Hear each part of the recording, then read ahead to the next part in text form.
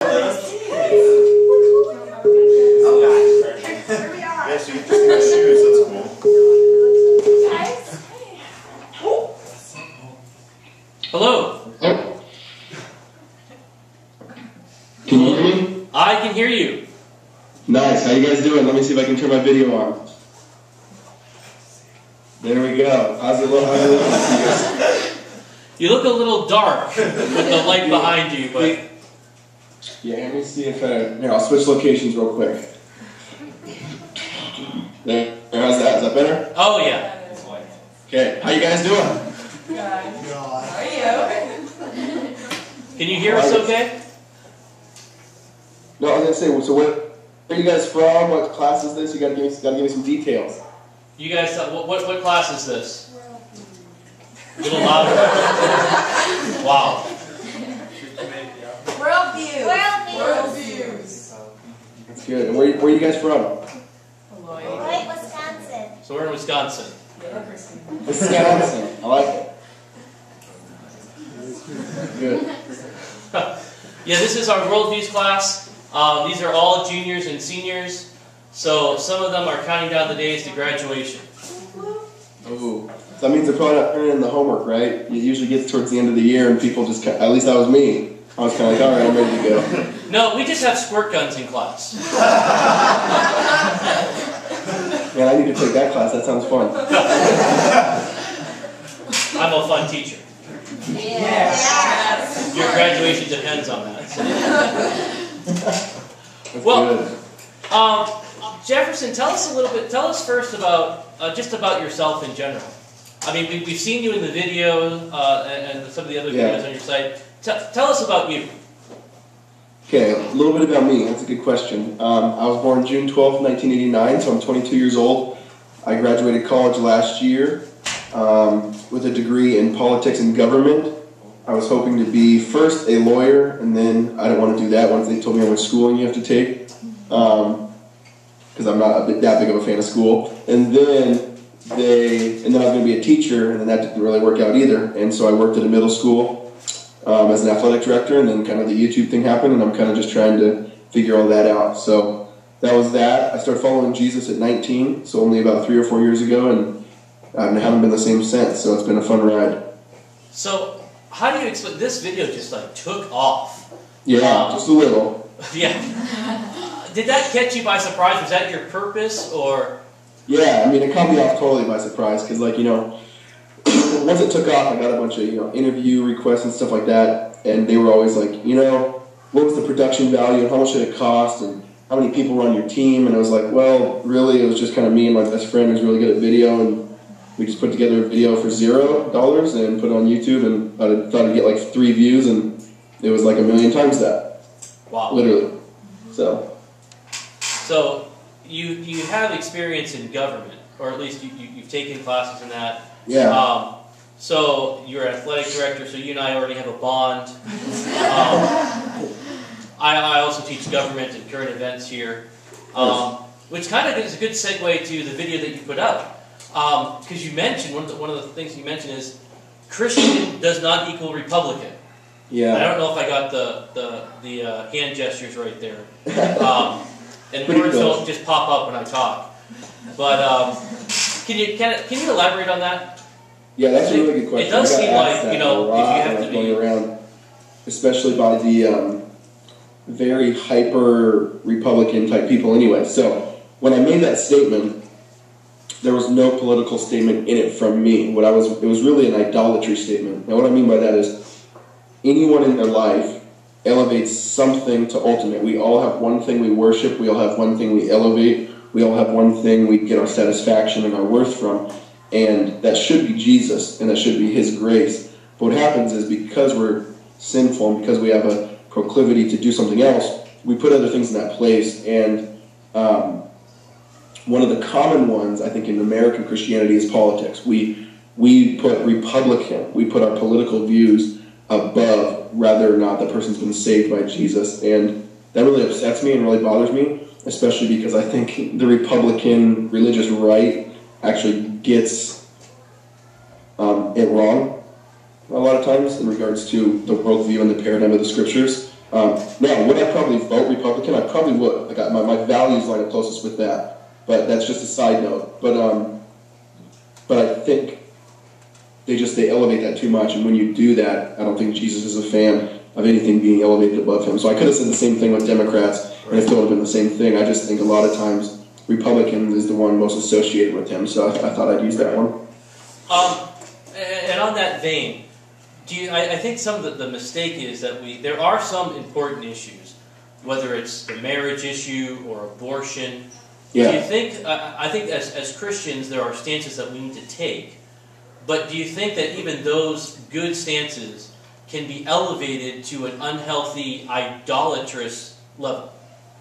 Yeah, exactly, and it's a hard tension because you don't want to become an issue Christian. What I mean by that is you don't want your worth, your identity to be defined simply by a political issue, right? Because it should be so much bigger and so much more broader than that. And I think as Christians we're supposed to stand prophetically above both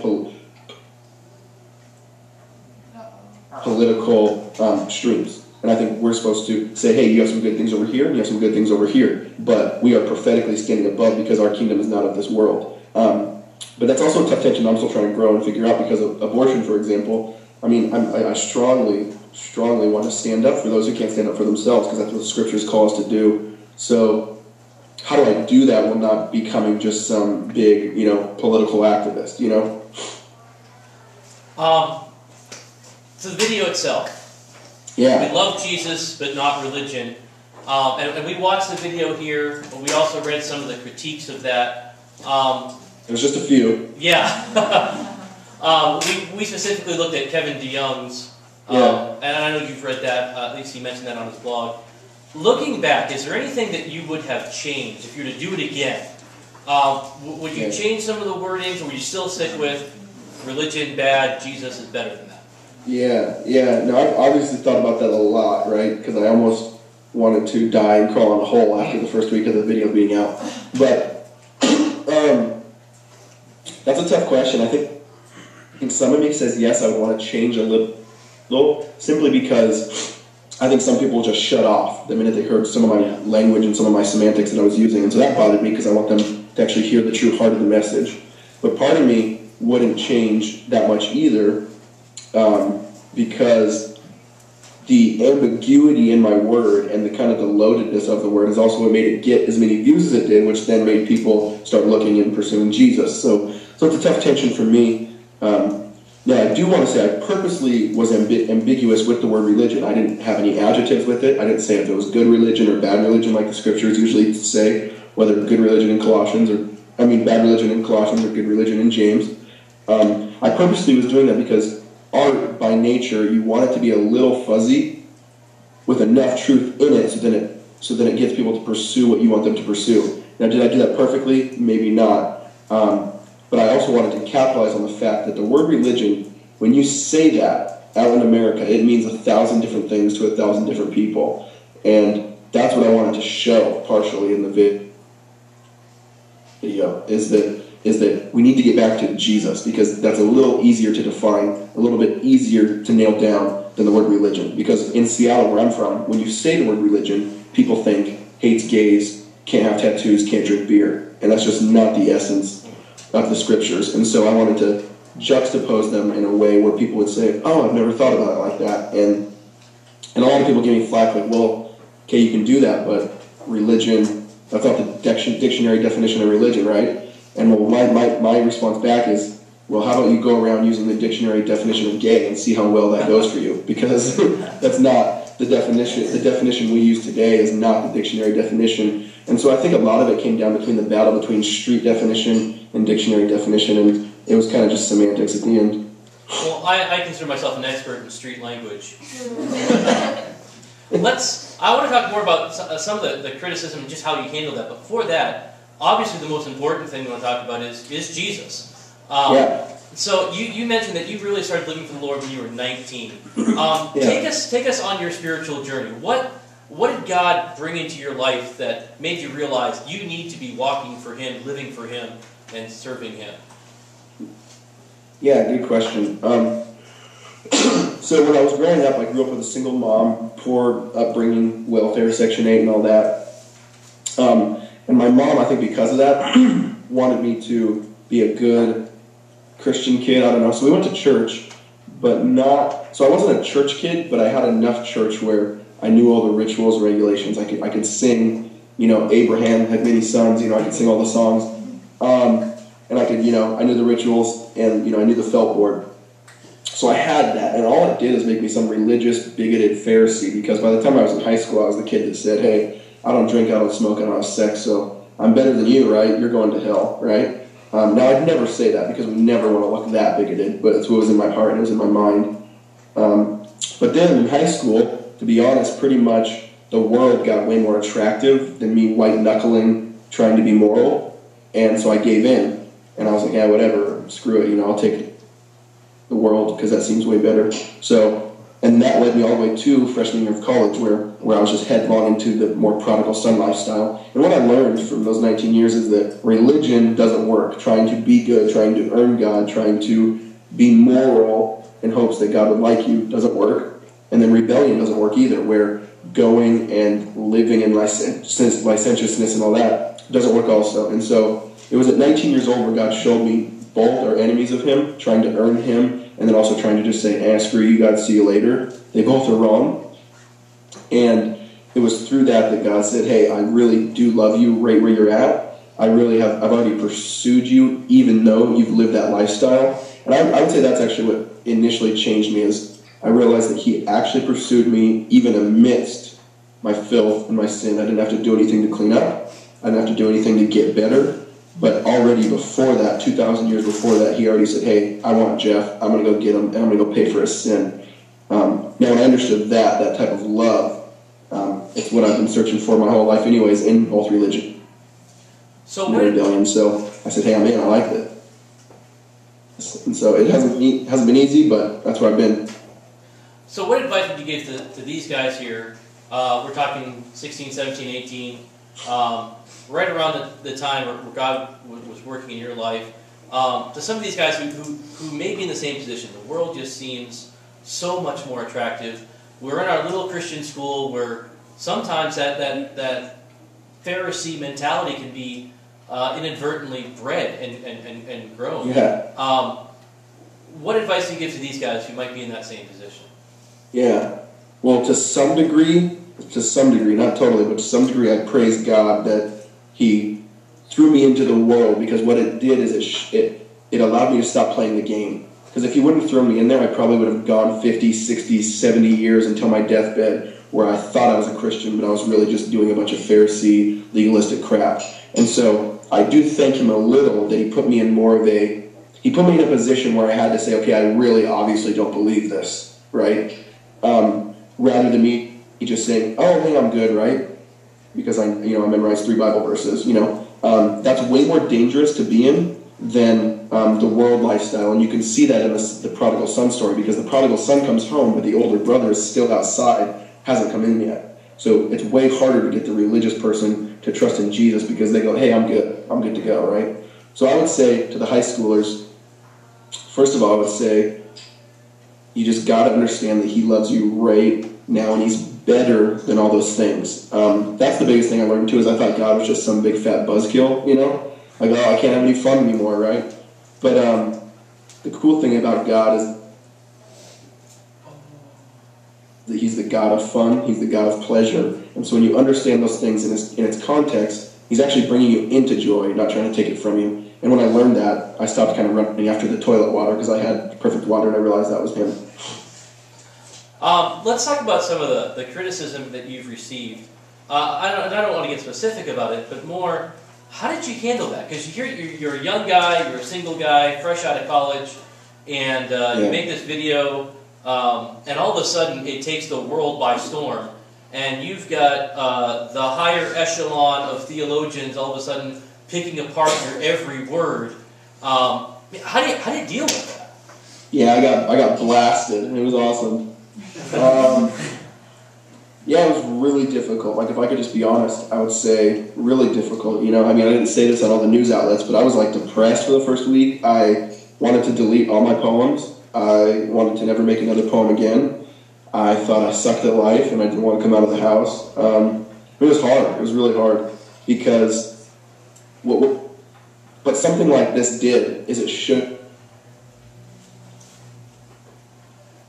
me just how addicted I was to what others think about me, and just how enslaved I am to whether people tell me I'm awesome and how hurt I am when they don't. And how I handled that and the lesson that God showed me that I really want to share with high schoolers, because I think high schoolers are the most enslaved to what other people think. At least that was me when I was 18, and I think that's what trickled over into where I am today, is that nothing can critique you, nothing can show you how much you deserve death, and no one can show you how bad you are per se, more than the cross that Jesus already has, because the cross says you need to die, and you deserve death. But at the flip side, no one can show you how much you're loved and how much you're worth more than the cross already has, because he was willing to die on your behalf because he loves you. And so it's this double-edged sword that when you anchor your soul in that, you no longer become enslaved to what other people think about you. And you don't become enslaved to them telling you you're awesome, which is really dangerous. And you don't become enslaved to them telling you you really suck, which is really dangerous as well. And that's a huge encouragement, I would say, to high schoolers, that, man, when you know who he says you are, you can do a lot more. Now, I think my biggest criticism with you personally, I don't give my opinions in this class too often, but I was really upset. One comment that you made, I don't understand, maybe you can answer this.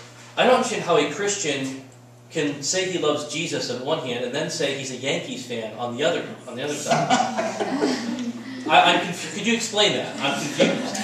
You know, the Lord's still growing me, still sanctifying me, and maybe one day I'll repent, but I guess just the hard-heartedness has got me to say I've been a Yankees fan since birth. All right, well, as a Red Sox fan, I have to oppose you.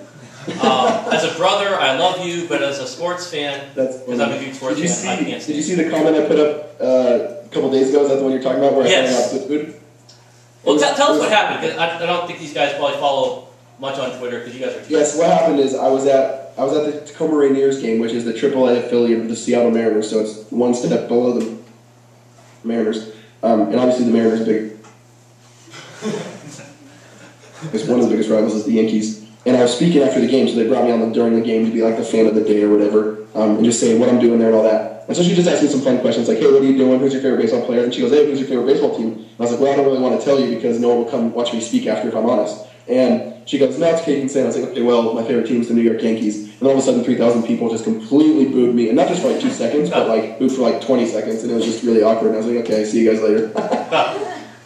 Well, getting back to the video, one of the things that I think some of the criticism was that you're buying into the whole idea that you can love Jesus but forget the church. And if I understand, just looking at your website, that doesn't seem to be the case with you. You haven't abandoned church. You're actively involved in church.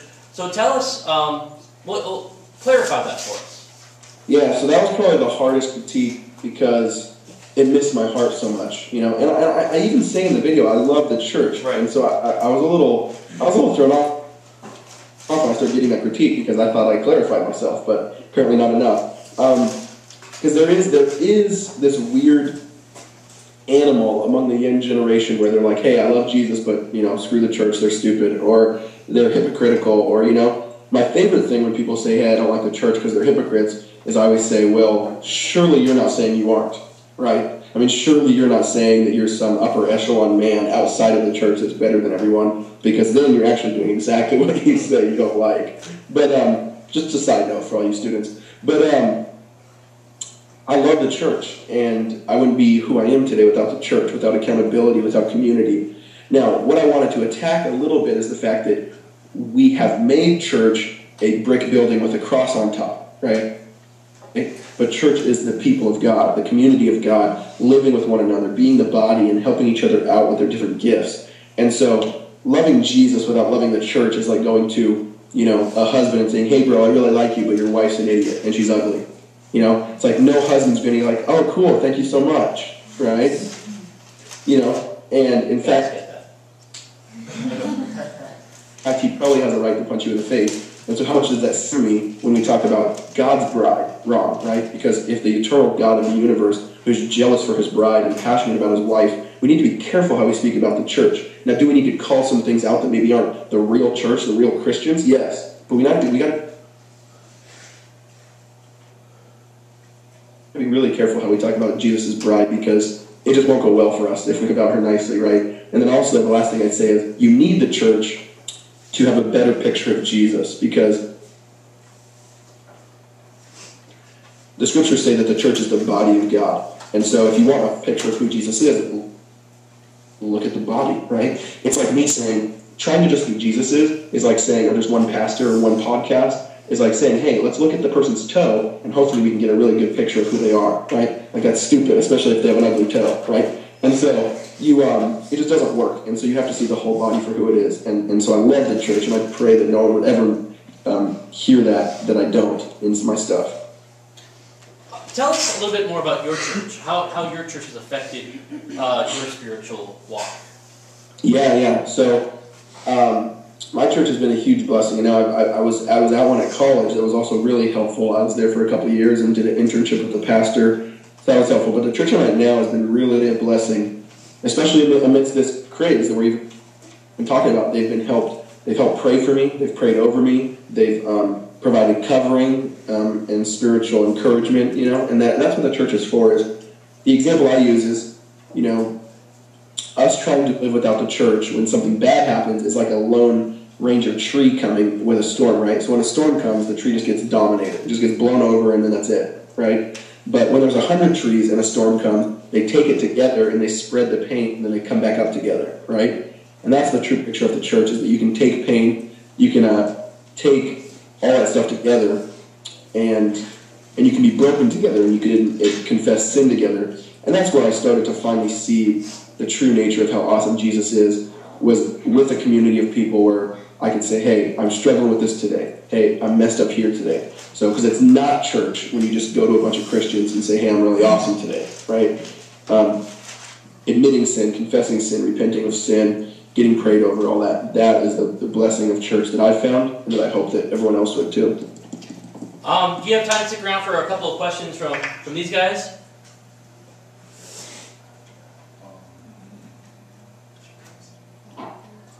Uh-oh, you broke up a little. What happened? Do you have time to stick around and answer some questions from the students? Yeah, they might have to yell it, though, because I can hear you good, but when they spoke earlier, I couldn't. So maybe I can ask them and you repeat them or something, but sure. Or if I can hear them. But yeah, ask away, whatever you want. As long as you don't touch my Yankees. Questions? Anybody? You look like you want to ask something. It's a live punch. Can you do some freestyle?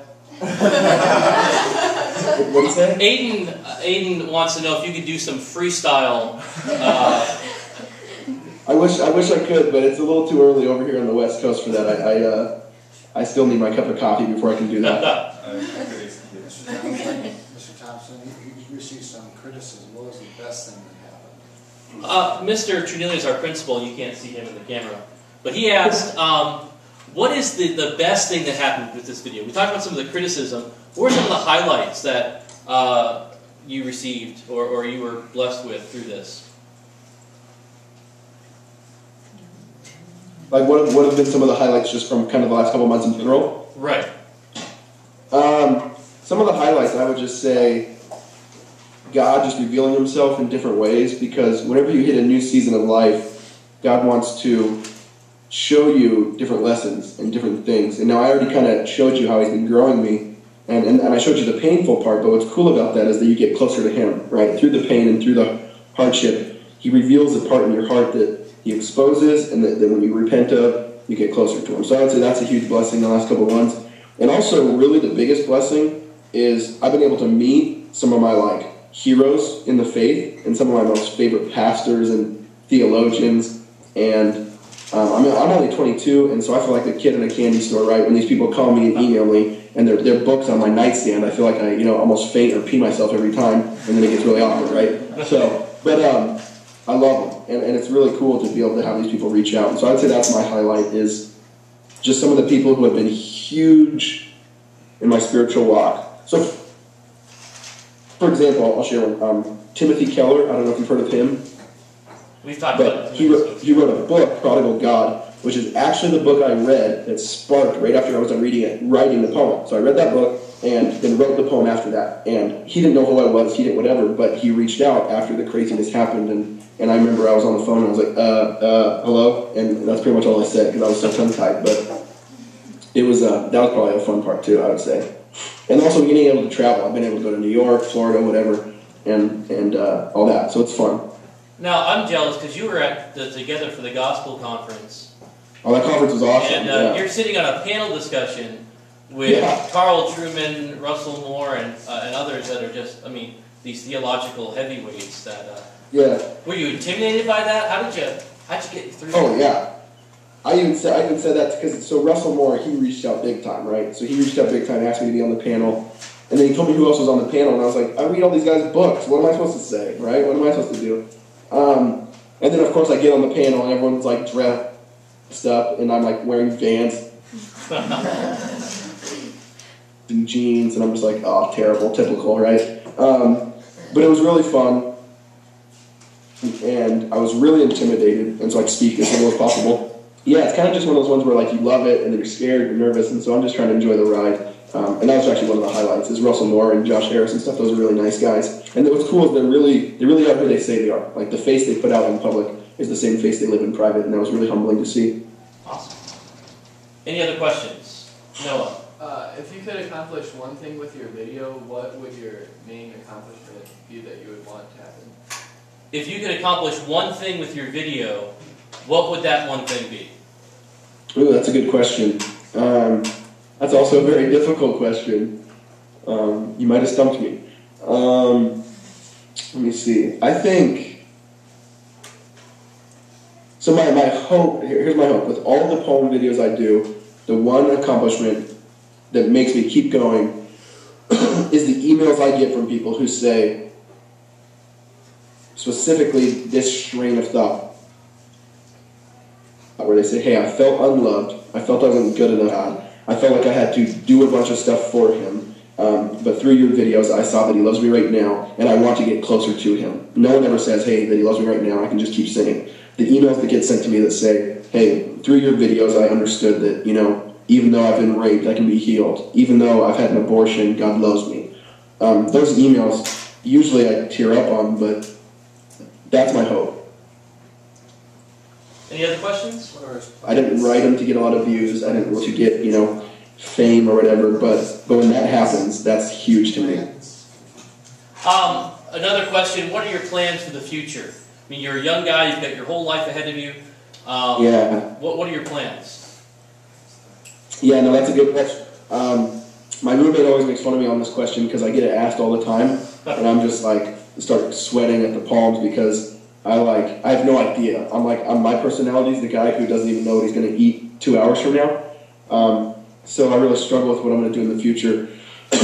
My hope through everything is that I would steward the platform I've been given and make it a more grassroots, organic, discipleship type model. Now, I don't know how that works, but so I love making poems, but I also know that reaches a ceiling, right?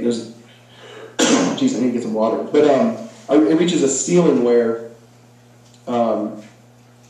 you can convict someone, but sometimes they're just like, okay, that was cool. I want to build something and start something that lasts a little longer, is more discipleship oriented, and pushes more to the local church. And also has maybe an inner city type bent, because I really, really love the inner city, because that's where I was raised. So.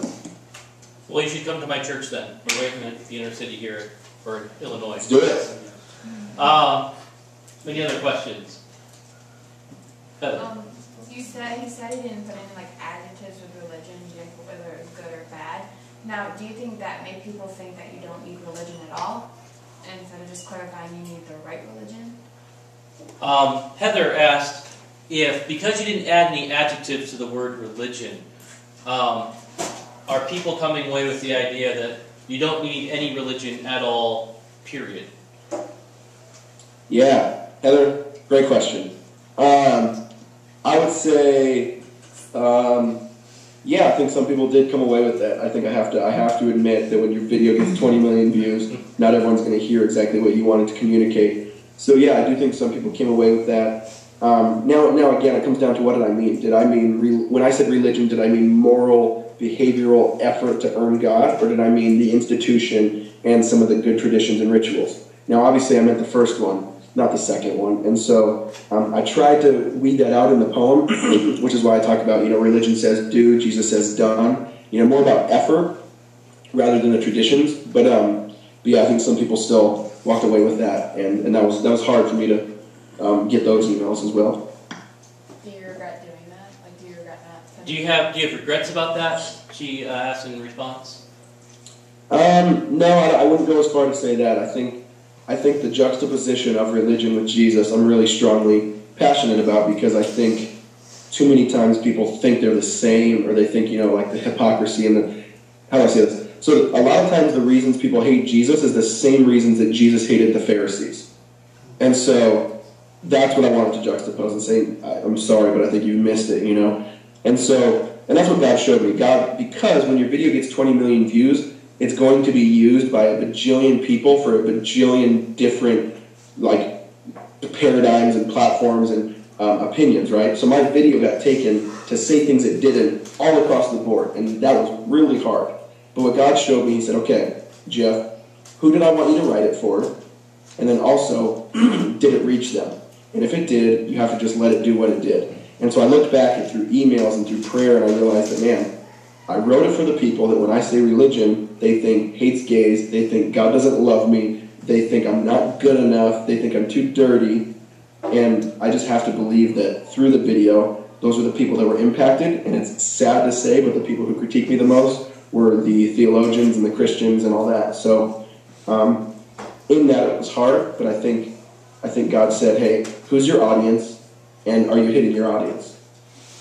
Mr. Thompson, what has been his response from non-Christians? Another question just received, how have non-Christians responded to this? Is that from the principal again? He's asking some good Yes. questions. He's the principal for a reason, right? Man, El Jefe. I would say, so yeah, I think I kind of alluded to it, but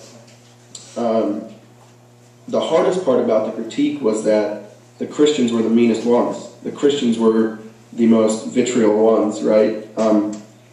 And the most hateful ones, right? But the non-Christians, I was really appalled that there's been plenty of atheists, Mormons, Buddhists, Muslims, where they've reached out and said, hey, I've never thought about Jesus like that. I'm going to investigate him more. Or, hey, I didn't like Jesus because how I thought he was when I was a kid, but I'm going to come back to church. And I got plenty of those emails, and that has been the cool part.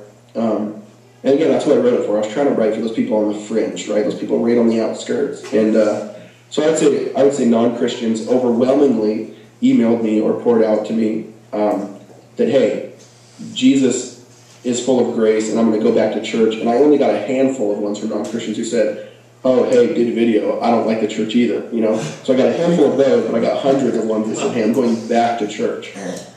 Any other questions? Well, I want to thank you for waking up so early and talking to us and taking the time to be with us. Well, thank you. I appreciate you guys, and I just wanted to see if I could share anything if it would be helpful. But yeah, it was a blessing to talk to you guys. So great. So now we're going to use this video because we want to go viral too, and become famous. And I want to sit on a T for G panel discussion someday. So I like it. All right. Well, thank you again very much for taking the time. And have a great rest of your day. You too. Talk to you guys later.